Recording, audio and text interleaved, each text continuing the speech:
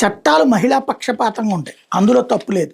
కానీ మగవాణ్ణి వేధించేలా ఉండకూడదు కదా అన్నటువంటిదే విడాకులు, వివాదాలు, పరిష్కారాల సందర్భంలో వచ్చే చర్చ. తాజాగా నెలకి 1,41,000 సంపాదించే ఓ మహిళకి 1,35,000 రూపాయల భరణం చెల్లించమని కోర్టు తీర్పిచ్చింది. పూణేకి చెందినటువంటి దంపతులు పెళ్ళైన 6 నెలలకే మనస్పర్ధలతో విడాకులు తీసుకున్నారు.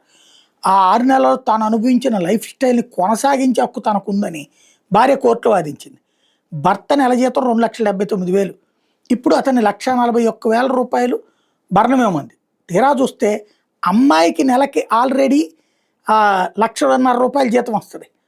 అంటే భర్త దగ్గర 2,79,000, భర్త నెల జీతం 2,79,000 అయితే 1,44,000 పోను, అతనికి మిగిలేటటువంటిదేమో 1,35,000. అదే అమ్మాయికి వచ్చేటప్పటికి తను సంపాదించుకునేటటువంటి 1,44,000 రూపాయలు ప్లస్ ఇప్పుడు ఈ డబ్బులు కలిపి 2,76,000 రూపాయలు వస్తాయి. ఇదేమి అన్యాయం అని చెప్పి నెటిజన్స్ ప్రశ్నిస్తున్నారు. బట్ న్యాయస్థానం ఫైనల్ అంటారు.